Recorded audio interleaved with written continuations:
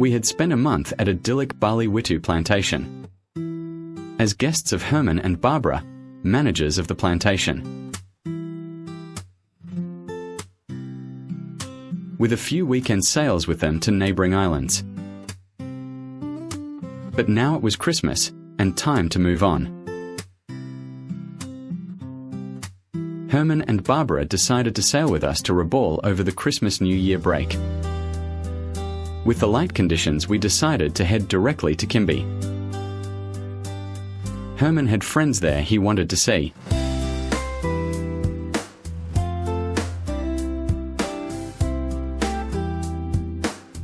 A major town and the capital of West New Britain.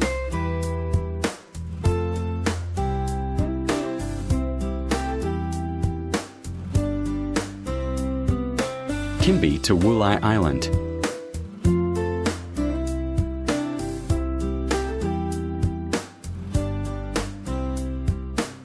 Wulai to Lullaby Island.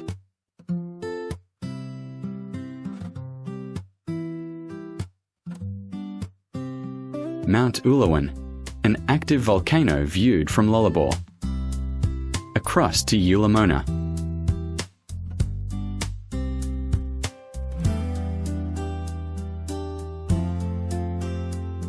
I wrote, see if you can keep up with the drinking habits of brother Conrad Spellmeyer.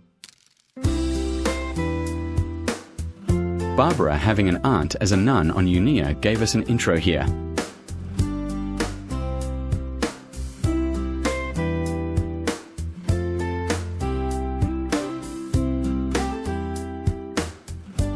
Lunch with the priest at the table head, and the timber-getting brothers around the table, and plenty of Johnny Walker on the table with lunch.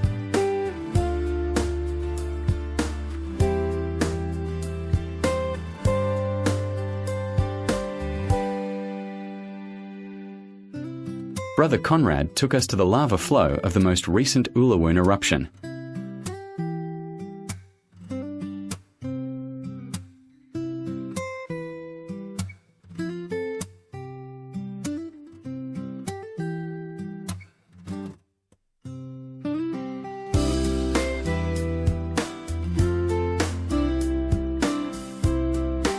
The lava flow was from only a few years prior, and vegetation was already at work.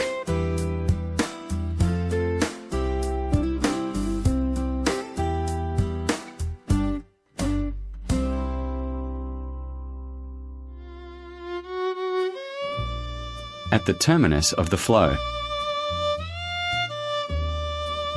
Borrowed photos of Ulawun erupting.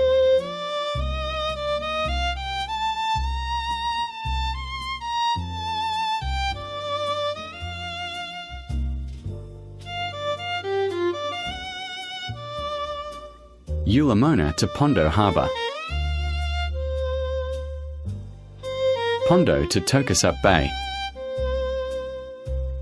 Through the Barrier Reef and into Tokasup Bay.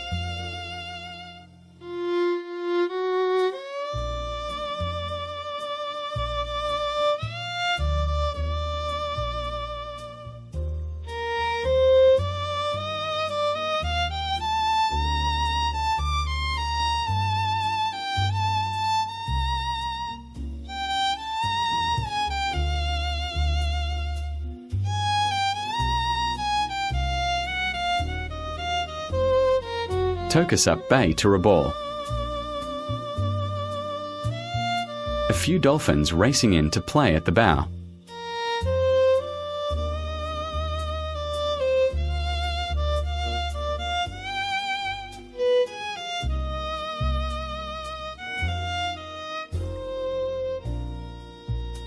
Continuing into Rabaul Harbour. To anchor at the Yacht Club.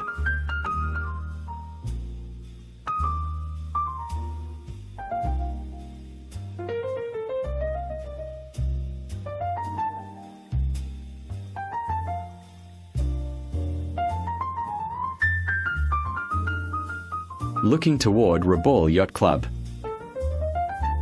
Rabaul Harbour is the caldera of a huge blown-out supervolcano. a trip by car to Kokopo to visit Barbara's aunt. A Catholic nun, normally back on Unea, Bali-Witu.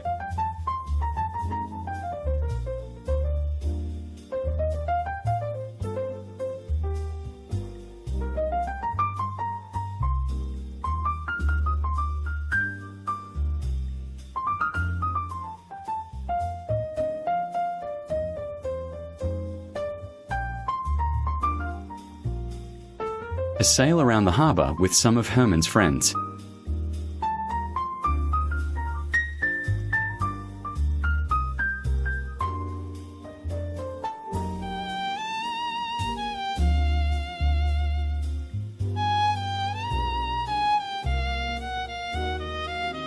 Sailing by the grumbling volcano on the east side of the harbour. Then it was time for Hermann and Barbara to return to work at Bali-Unea.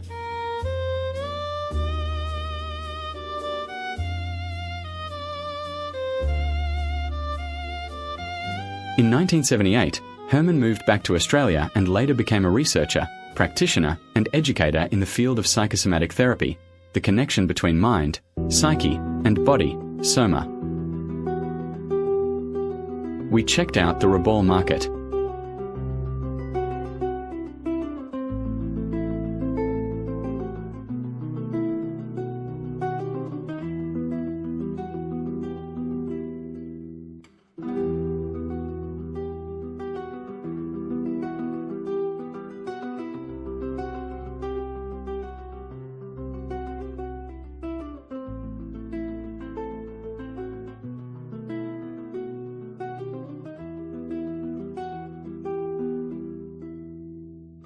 Then we received a message from Dickie Doyle, back on Garove Island.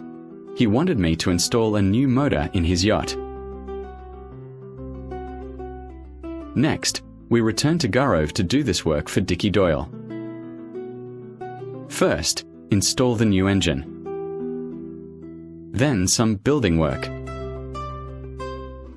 We watched the Duk-Duk man chase the little kids.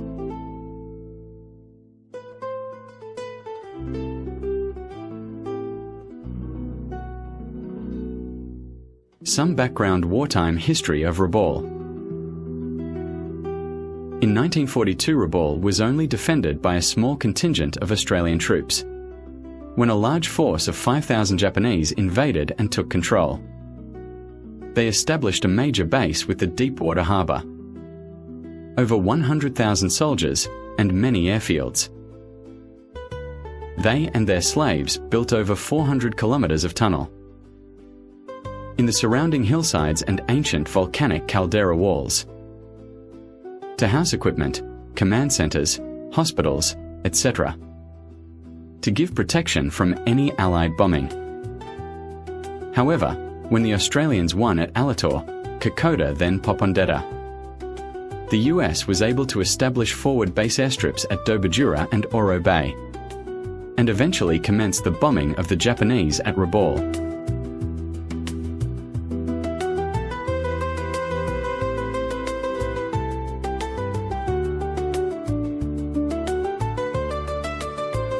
By eliminating the supply chain, they eventually isolated the 100,000 force, eliminating their effectiveness until the war end, especially in the Solomons. The Japanese had even stored troop landing barges in the tunnels.